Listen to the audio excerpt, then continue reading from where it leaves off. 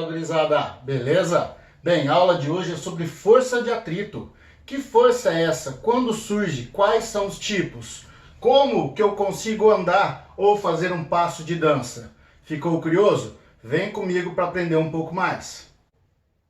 Para falarmos sobre o atrito, a gente precisa relembrar um pouquinho aí do passado, né? Que não é um conceito novo, algo atual. O atrito ele é pensado desde a época de Da Vinci. Em 1508, Da Vinci ele já havia formulado umas ideias. Ele ainda não tinha publicado, né? Acho que nem existia essa questão de publicação. Mas ele já havia falado que a força de atrito, ela independe da área de contato entre as superfícies e depende da força que uma faz sobre a outra. Então ele já tinha este conceito com ele já naquela época, então já tinha essa noção do que era o atrito. Logo depois também teve Galileu, 1638, Galileu ele escreve um livro e lá ele coloca algumas formulações matemáticas, algumas ideias associadas ao movimento, né, e descreve um pouco qual a influência do plano inclinado no movimento dos objetos, e ali ele também diz um pouco sobre a inércia. Não que ele tenha criado a lei da inércia, mas ele que, né, deu o pontapé ali para que depois Newton colocasse no ponto ao qual vocês estudam. E por fim, em 1699, Amondsen, ele pega o que Galileu havia escrito e coloca como mais um ponto que independe também da velocidade. E aí cria-se o que muitos chamam de as leis da força de atrito. Tá? Então tem esse resgate, pois já é estudado há muito tempo. Agora, hoje, como nós entendemos o atrito? Bem, o atrito ele é a interação entre duas superfícies. Só que essa interação ela é eletromagnética, porque são só as moléculas, seus átomos ali que estão interagindo. Então a gente já tem essa primeira noção de como o atrito se comporta. O que nós estudamos do ensino médio ao ensino superior, que é a força de atrito. Esta força ela vai surgir sempre que houver o deslizamento relativo entre as superfícies. O fato de o objeto estar parado não diz que a força de atrito atua. Ele pode ter as interações, mas não há uma força. Para que haja a força de atrito ali no sistema, é necessário que essas superfícies deslizem entre si. Então, pus aqui um exemplozinho bem clássico, que é uma pessoa puxando o objeto. Vocês já devem ter feito isso em algum momento. Colocado o objeto e ter feito uma força. Dependendo da intensidade da sua força, este objeto nem se moveu. Ou moveu, mas pouco. Enfim, esta ideia geral aqui de por que ele não se move e por que ele se move devido a uma força, indica para nós dois tipos de atrito, que são os atritos estático e cinético, que nós veremos daqui a pouco. Bem, se nós pegarmos aqui e dar um zoom nesta interação, nós veremos o seguinte, que as superfícies, microscopicamente, né, analisando, elas têm irregularidades. Por mais lisa que ela possa parecer, existe uma irregularidade. Bem, se a gente conseguir olhar um pouquinho mais a fundo esta irregularidade, o que a gente vai perceber? Que ela vai apresentar algo como uns dentes, né? Em que eles passam a ter contatos. E aí o que acontece? Esse contato é como se um encaixasse no outro e você tem que vencer isso aqui, ok? É por isso que quando, né, a gente tem um encaixe perfeito, esse objeto começa a sofrer uma força, a gente começa a ver uma soldagem a frio. É por isso que em equipamentos a gente usa algum lubrificante para diminuir isso aqui, devido a esta força de atrito. Isso devem ter visto em algum momento algum tipo de processo de fabricação que eles estão jogando um líquido, um óleo para poder evitar que haja este problema. Então o atrito está associado a isso. Agora, por que não depende da área? Bem, se eu tivesse um objeto deitado desta forma e depois colocado ele de pé, muda o atrito? Será que haverá mudanças aqui?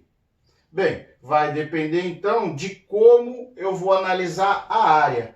Ambos apresentam uma área total, mas o que interessa observar é a área efetiva. Nesse aqui, a área efetiva é maior que nessa. Porém, ambos têm o mesmo peso. Ambos apresentam a mesma força-peso. O que está mudando aqui vai ser a pressão. Se vocês lembram, pressão é uma força normal sobre a área. Bem, a pressão neste caso passa a ser maior, porque a área é menor. Neste aqui, a pressão é menor, porque a área é maior. Então, compensa. Como aqui vai exercer mais pressão, o que vai acontecer? Essas reentrâncias aqui vão entrar mais, tornando a área efetiva, que era pequena, maior, compensando a situação. Por isso que independe da área. Bem, agora como que nós vamos estudar matematicamente todas essas forças de atrito? Vamos para elas. Então, a nossa primeira força aqui a analisar do atrito é a estática. O que é a força de atrito estática? É aquela que vai surgir sempre que não houver o deslizamento relativo entre as superfícies. Aí você fala, pô, Hilton, mas você disse que se o bloco estiver parado, não tem força de atrito. Sim, ele está parado, mas estou solicitando sobre ele uma força. Estou fazendo uma força, mas essa não é suficiente para tirar ele daqui. Compreendido? Então, não vai ocorrer o deslizamento. O que vai ocorrer? Uma tendência dele deslizar. Tranquilos? Então, o atrito ele passa a ficar sempre contrário a essa tendência do deslizamento. Bem, como que nós vamos ver isso aqui? Primeiramente, a gente vai fazer um diagrama de corpo livre. O que é o diagrama de corpo livre? É uma forma mais simples de colocar os vetores. Ao invés da gente encher a figura com seta, fica aquela poluição visual, a gente transforma este objeto em um ponto e distribui todos os vetores que atuam nele. Então o que a gente tem? Já garantido pela figura, a nossa força F para a direita. Beleza? Bem, se existe o atrito na superfície, então o objeto tende a deslizar e eu coloco o atrito então contrário a essa tendência de deslizamento. Então lembrem bem, a força de atrito está sempre contrária à tendência do deslizamento, sempre que este for estático. Compreendido? Bem, nós temos também para cima a força normal, que é a força que a superfície faz reagindo ao contato do bloco, e a força-peso do bloco. E não se esqueça, lembre das videoaulas anteriores, normal e peso não formam pares de ação e reação. A força que o objeto faz na mesa é normal, que em módulo é igual ao peso, porque é o peso dele ali em cima. Mas o peso tem relação com o planeta, não vão esquecer disso. Qualquer coisa volta na videoaula sobre as leis de Newton que eu expliquei isso.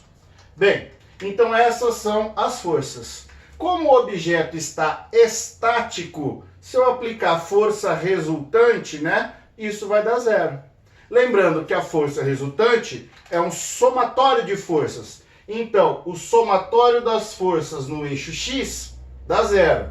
Portanto, a força F é igual à força de atrito estático. E o somatório em Y também dá zero. Então, a normal é igual ao peso. Beleza? Como o objeto está parado e a nossa análise é na força de atrito, a gente então desconsidera peso e normal e trabalha em cima dessas duas. Portanto, o que eu verifico? Que a força F e a força de atrito estático são sempre iguais, até um limite. Que limite será este? É o que a gente chama de força de atrito estática máxima. Este limite a gente diz que está na iminência do movimento. É aquele momento que eu vou aumentando a minha força, até que o objeto então resolve se mover. Nesse instante, eu tenho a força de atrito estática máxima. Depois dali ocorre o movimento e a gente tem uma outra forma de atrito. Então, essa força de atrito estática máxima é calculada com o coeficiente de atrito, que é um produto com a força normal, pois o atrito está associado às forças de contato, estão lembrados? Então, o que a gente tem de contato? A normal e a força de atrito. Tanto que, assim, não é comum, mas já aconteceu. Eles perguntam, para onde está a força de contato? Deixa eu apagar essa força de atrito e pôr um pouquinho mais para o lado. A nossa força de contato do bloco com a superfície é uma componente, na verdade seria o vetor principal, né? A normal e a força de atrito que seriam as componentes. Mas a gente já vê isso separadamente desde o começo, né? Tá aqui, ó. Esta daqui é o que chamamos de força de contato. Contato ali, ok? Então ela é a componente da atrito normal. Caso algum, sei lá, vestibular, concurso público, que você vier encarar que tem a física, perguntar para onde está a força de contato, é sempre a diagonal entre a normal e a força de atrito. Mas enfim, não é algo que é comum de cair, né? Deixa eu fazer um pouquinho mais para cima, que ficou feio aqui. Então, ó, força de contato. Ok? O vetorzinho ali. Bem, essa aqui vai ser nossa equação, então, para o atrito estático máximo. Agora, vamos supor rapidamente, depois eu mostro isso por meio de exemplo, que a força de atrito estática máxima é de 20 newtons, beleza? E eu aplico uma força F de 10 newtons. Então, força de atrito estática máxima 20, força F 10. Quanto é que vai dar, né, a nossa resultante disso? Tem que dar zero. Fala, mas professor, não é 20 ali, 10? Sim, mas pensa, ó a doideira, ó, pensa bem. Você tem um objeto, você puxa, você faz 10 newton de força. Aí o chão, o atrito entre os objetos faz 20, então você puxa o objeto e ele vai para trás? Então não faz sentido. Então o que vai acontecer? A força de atrito estática máxima, ela é sempre maior que a sua força de atrito. Se aqui for 10 newtons, o atrito é 10 newtons, porque tem que dar zero, tá estático. Se eu aumentar para 15, a força de atrito vai para 15. Se eu colocar aqui, então, 19,9, aqui é 19,9. O movimento, né, a iminência do movimento ocorre em 20. E aí, de 20 em diante, ocorre o movimento desse bloco. Então, a gente tem que ficar atentos a isso. Eu tenho sempre o máximo, mas se eu não atingir o máximo, o meu atrito é sempre igual à força solicitante. Compreendido isso? Essa aqui, então, é a ideia da nossa força de atrito estática. Vamos agora, então, estudar a cinética. Nós temos agora a força de atrito cinético. Alguns chamam também de atrito dinâmico. Bem, é aquela força que atua agora quando ocorre o deslizamento, ok? Então o corpo vai deslizar. Então há aquele deslizamento relativo entre as superfícies. E a força de atrito, então, ela atua contrária a esse deslizamento. Tome cuidado. Muita gente pode passar para vocês a seguinte informação. Ah, o atrito é sempre contrário ao movimento. Isso está errado. Nem sempre a força de atrito é contrária ao movimento do corpo. A força de atrito é sim contrária ao deslizamento relativo entre as superfícies. Aí você fala, mas como assim, professor? Vou chegar com um exemplo já já. Vamos só entender aqui que nem a gente fez na última explicação lá no atrito estático.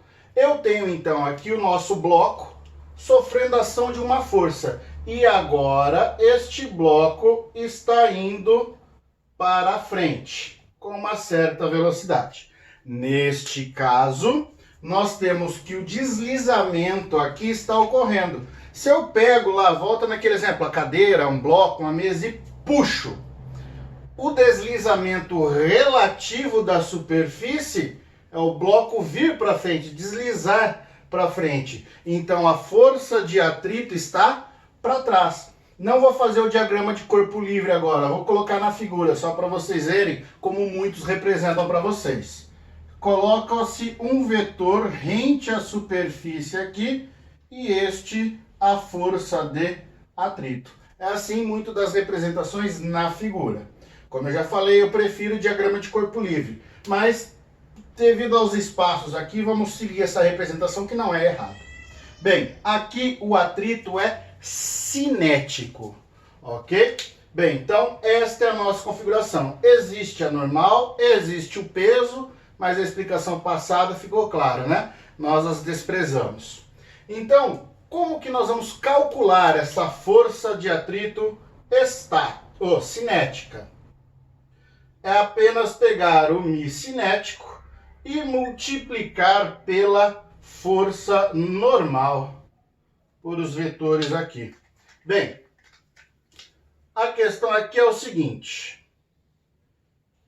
Vocês já devem ter empurrado algum carro ou realmente alguma coisa muito pesada que ao fazer uma força, tanto para empurrar quanto para puxar, inicialmente ela não se move, beleza? Bem, aumenta a intensidade da força, não se move. Então, durante essas duas aplicações de força, é o atrito estático que está se movendo. Aí ela está na iminência do movimento e sai. Então ela tem aquela quebra ali, né, do deslizamento e ele vai. Aí depois para empurrar é tão difícil, ou eu preciso aplicar a mesma força que eu já estava aplicando? Não, vocês veem que fica mais fácil, né? Se empurra tá difícil, vai, empurra e leva o objeto e ele desloca. Porque a força de atrito cinética, ela é menor que a força de atrito estático. É muito mais fácil manter o deslizamento do que tirar ele.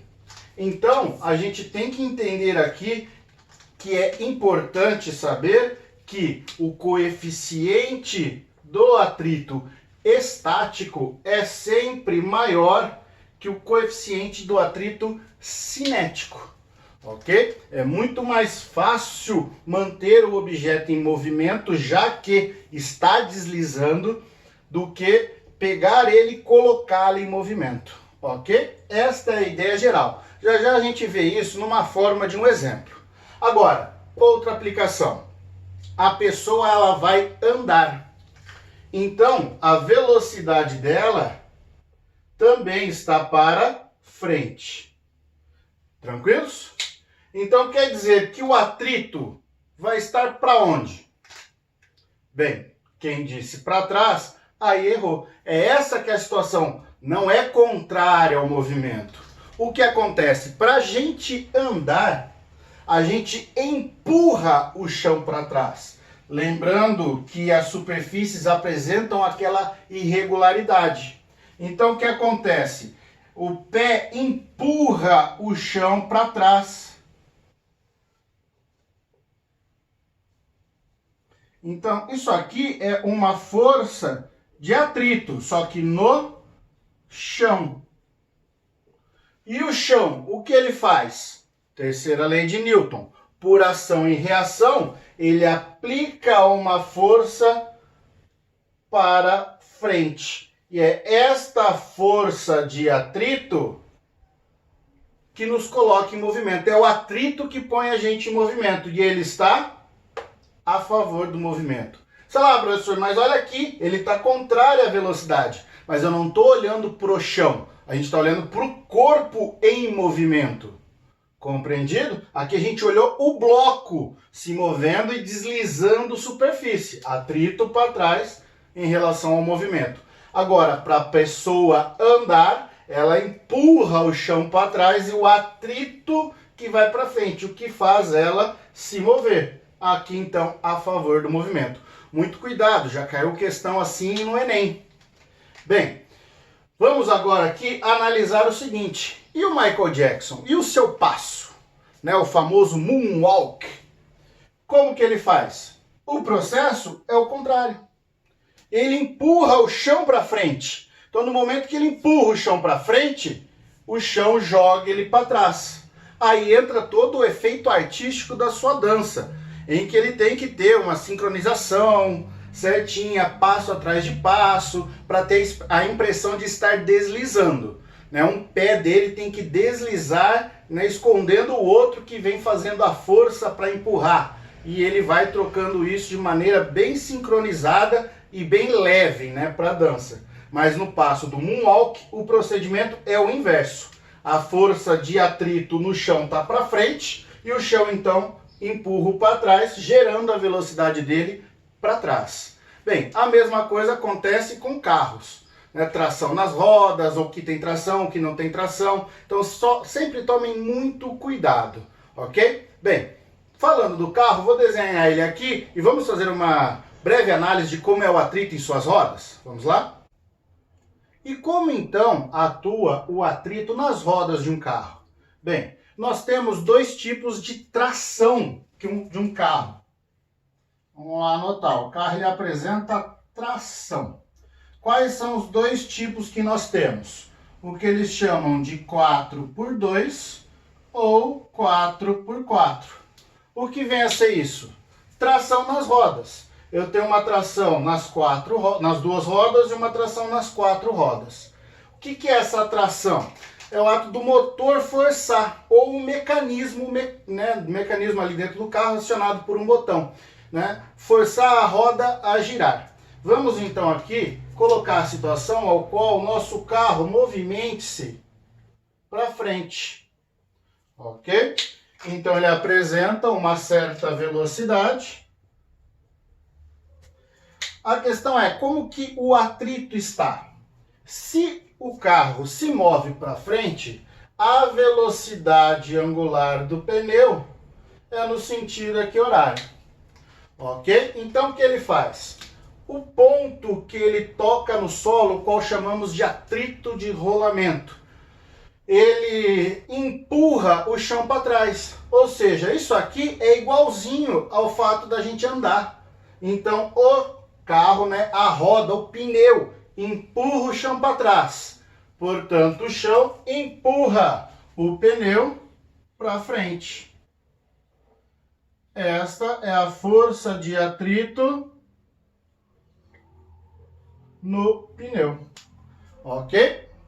Bem, na roda de trás, ele é apenas uma roda suporte. Ela está ali, obviamente, para, né, segurar o carro e manter. Ela, sendo 4x2, não tem tração, ela apenas desliza. E se ela está deslizando, nós vamos ter para ela que o atrito é que coloca ele em movimento. Como ela não tem tração e ela vai ter que deslizar, e ela tem que girar no mesmo sentido da outra, a gente tem, quando olha para a roda, a impressão de que ela está girando ao contrário, não é isso? Essa impressão, é como se, né, o movimento fosse o oposto desse, mas na verdade, óbvio, ela gira naquele sentido. Mas essa impressão é dada pelo fator do atrito, empurrar ela para trás. Então a gente tem aqui no ponto do contato, ó, de novo, a força de atrito no pneu. Então, quando a tração ela é 4x2, as forças de atrito, vamos por aqui, ó, dianteiro e traseiro.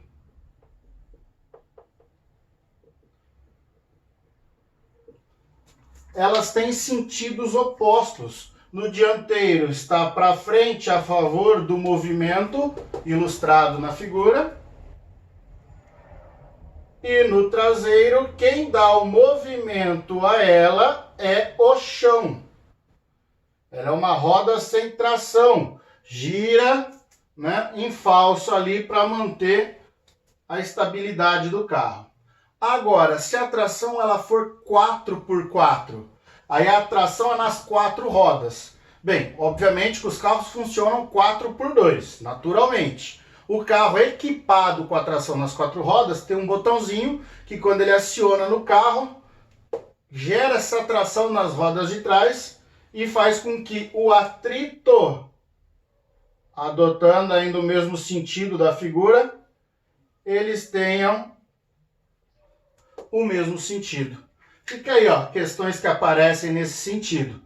Quando é 4x2 ou quando é 4x4. A leitura do teu problema vai te mostrar qual é o tipo de tração e a orientação do vetor do atrito no pneu, ok? O que interessa é sempre no corpo em movimento. Para fecharmos a nossa aula, vamos aqui para um exemplo.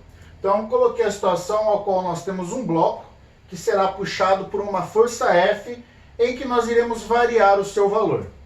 Ele tem uma massa de 10 kg, o coeficiente de atrito estático 0,8 e o cinético meio, ok? Note que o nosso coeficiente de atrito, ele é adimensional. Aí você pergunta, Hilton, o que é adimensional? Bem, não tem dimensões.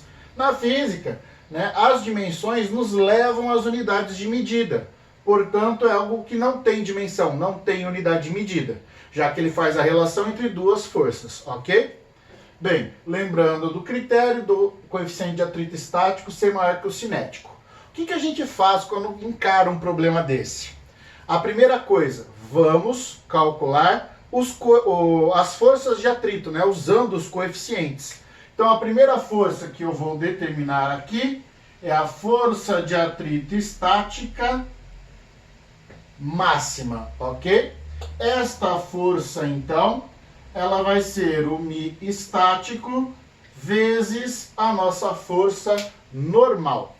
Bem, e esta força normal agora, quem vai ser? Basta fazer o diagrama de corpo livre, como a gente aprendeu. Então, nós temos aqui o bloco. Para cima, a nossa força normal. Para baixo, a nossa força peso. Direita, força F solicitante. Esquerda, a nossa força de atrito. Tranquilos? Então, o diagrama de corpo livre está ali. E quem passa a ser a normal? Ela vai ser em planos horizontais aí no chão. Ela é em módulo igual ao peso. Tranquilos? Bem, o que nós passamos a fazer então? O cálculo do atrito estático máximo. Esta nossa força de atrito estática máxima, então vai ser o coeficiente de 0,8, a massa de 10 e a gravidade, a gente sempre adotou, né, G 10 metros por segundo ao quadrado. Tranquilos? Peso, massa vezes a gravidade. Portanto, essa nossa força de atrito aqui, ó, ela vale 80 newtons. Então, para que eu possa colocar este bloco em movimento, eu tenho que fazer uma força superior a esses nossos 80 newtons. Tranquilos? Bem, agora nós temos que calcular a força de atrito cinética. Então, aqui a gente calculou o atrito estático máximo. E a nossa cinética, eu pego o Mi cinético vezes normal. Então, eu caio sobre a mesma situação. Essa força de atrito cinética é meio vezes 10 vezes 10. Então, a nossa força de atrito cinética é de 50 newtons.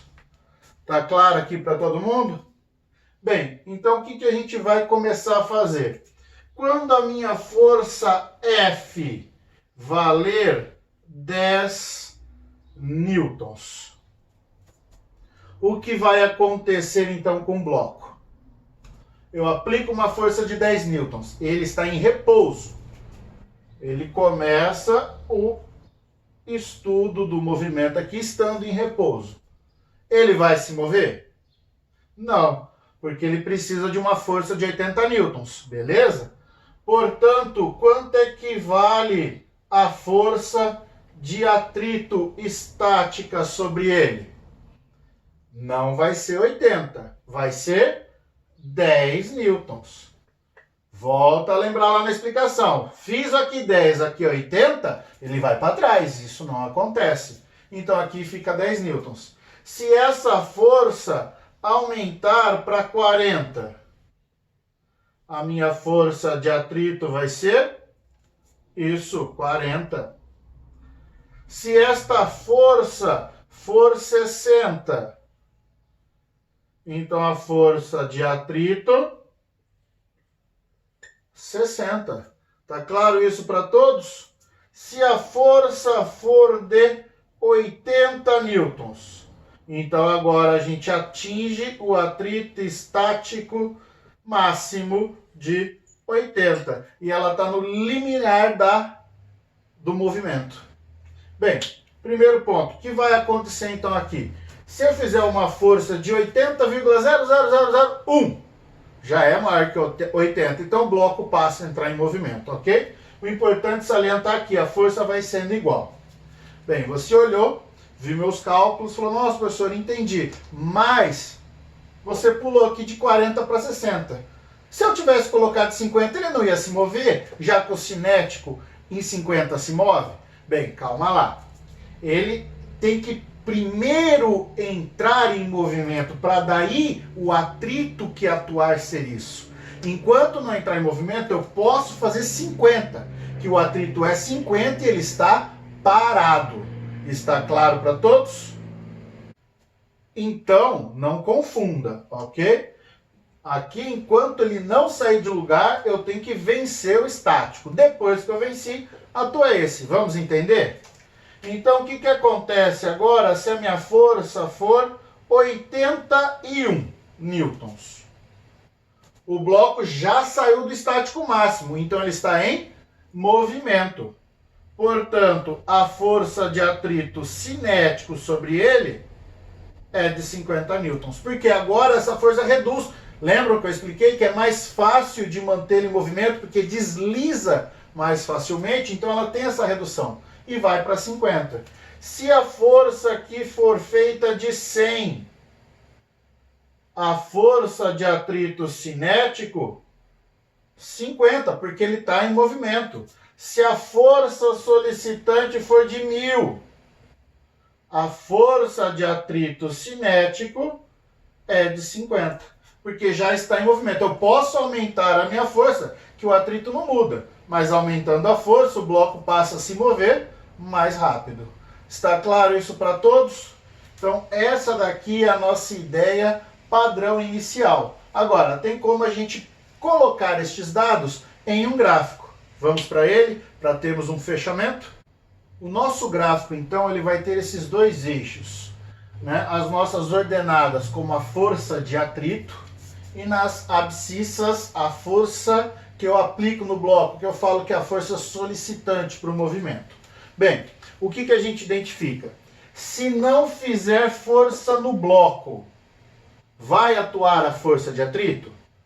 Não. Eu tenho eles ali em contato, eu tenho toda aquela interação, mas não tem o atrito, não tem a força. Então, a gente parte aqui do meio, né, da origem do gráfico. Aí o que eu mostrei? Fiz uma força de 10 newtons, atrito 10 newtons, 20 newtons, 30 newtons, 40 newtons, 40 newtons, 50 newtons, 50 newtons.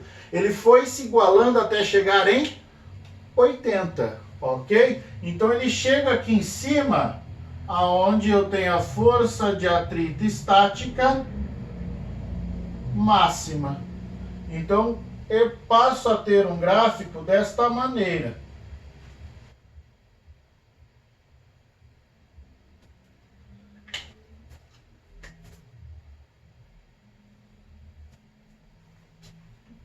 Vou ajeitar aqui um pouquinho melhor. Tá aí, ó. Então é uma reta crescente. Agora, o que acontece quando ele então atinge o atrito estático máximo? 80,0001. Ele tem uma pequena queda, não é isso? Então ele cai aqui, ó. Beleza? Este ponto aqui é a nossa força de atrito cinética. Aqui então nós estaríamos, lógico, não é uma queda bem reta, né? Mas muitos gráficos apresentam. Se a gente põe essa bolinha aberta aqui para ele começar um pouquinho à frente. Aí eu coloquei, ó, 81, 85, 90, 100, 1000. O que foi acontecendo com a força de atrito? Ela se manteve constante. Este, então, é o gráfico clássico que nós temos da força de atrito. Agora, muita atenção. Na prática, no nosso dia a dia, o atrito cinético, ele varia. Por causa dessas reentrâncias, da rugosidade, daquela questão da área efetiva, estão lembrados? Então, tem momentos que aquelas áreas efetivas tornam-se mais intensas e menos intensas. Então, o gráfico ele vem sofrendo certas oscilações, porque isso vai mudando a velocidade do meu corpo. Mas, de maneira geral, o comportamento disso aqui tende a esta reta constante. Então, aqui nós fechamos a ideia geral do atrito. Espero que tenham gostado. E se gostou, continue aí acompanhando o nosso canal. Aguardo vocês para uma próxima aula. Um forte abraço.